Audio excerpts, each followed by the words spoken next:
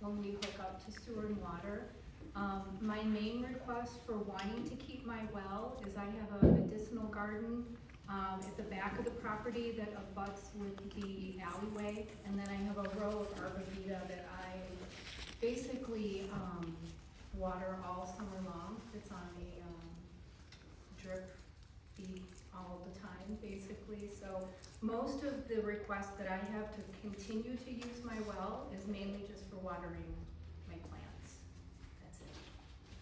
So hopefully we'll be allowed to do that. Thank you. Thank you very much. Next on the list, we've got Miss Lee. That's me. Yeah, so I come here tonight. Oh, I'm so sorry. Hello. That's okay. So I'm concerned about this. I see this thing circulating online about the McMahon Engineering on March 5th. Was it 5th? The one the other day? There was a letter that they wrote. They evaluated the infrastructure, the water system. I think it was a March 12th letter. So it was circulating online. He evaluated the infrastructure to see if it was capable of keeping up with your ordinance, which requires 2,500 gallons per minute fire flow. And he was very clear in that letter that at this time we cannot say with any certainty that you can or cannot comply with your own ordinance in response to fire flow. And I'm coming here from a perspective of a burn victim. So I spent most of 1994 in compression garments. Okay, so this really kind of scares me a little bit. Okay, so then the fire department, they need it in writing from you whether or not they should be tapping into the municipal water system for adequate fire flow. And they haven't gotten anything back from you. They could change their protocol. You can still put out a fire.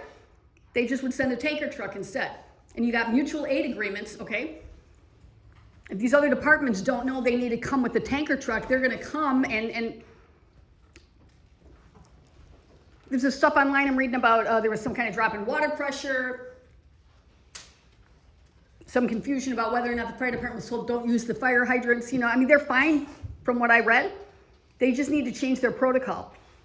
And if you don't change that, the taxpayers here, because that letter from Jason Bose from McMahon Engineering made it really clear that you got to do hydraulic modeling. So what I want to know is, have you scheduled this hydraulic modeling to find out whether or not your fire flow, your water system has the capacity to keep up with your 2,500 gallons per minute ordinance? Do you have that scheduled? No answer. Okay, so. Ma'am, just so you know, yeah. the board does not respond during public comment. Well, actually, you are free to decide for yourself. They are free to decide how they wish to represent the people that voted them into office, and you cannot trump that.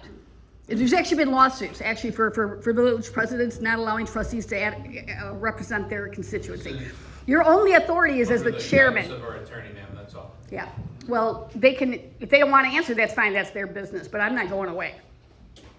Okay, so I spent most of 1994 in compression garments. You know, you go in the hospital, you're paying on a level of 1 to 10. Let me tell you, that whole thing changes once you've been burned.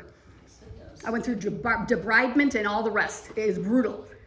Okay, so if I've got a son and he's a firefighter, and you know, now I'm going for 2 hours and we're starting to run out of water here. You know, whatever. If you hear some woman or kid in a building, they don't have the, you know who these guys are. He's going in without the water. He's going to go. So you're putting lives at risk? You need to put this in writing and provide it to the McHenry Township Fire Protection District so they can implement their proper protocols. It is unconscionable to me that a public body would not cooperate with another public body that serves their constituents. They had to have their attorney write you a letter to get, you know, because you weren't giving him the information he needed. I don't know what's going on with that, but I don't get it. Okay, so just put it in writing. The protocol will change. They'll send the tanker trucks. They'll bring their own water supply. Or they got those things they hook up into the lake and it pumps it, you know, through the hydrants, but it's doable.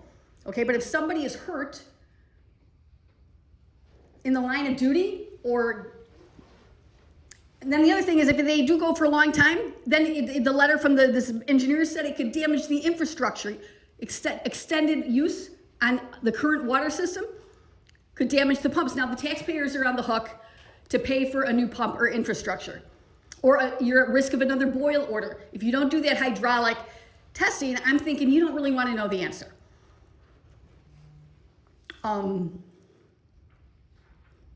You have fiduciary duty. That means you do what's best for your constituents and not for yourself. Okay, so I think you're counting on, a whole lot more customers for your coffee shop. And I think that D.R. Horton does not like to, yes ma'am, your coffee shop. D.R. Horton does not, they don't want to build in places that don't meet the local ordinance for fire flow. I think that's what's really going on here. And the truth is, most new coffee shops, unless you got a wraparound of a dozen cars, they don't make it anyway. So good luck with that. But in the meantime, you're putting everybody in harm's way, because I don't think you have any intention of giving the fire protection district what they need. And I hope it doesn't fall back down on you, because you never want to go through burns.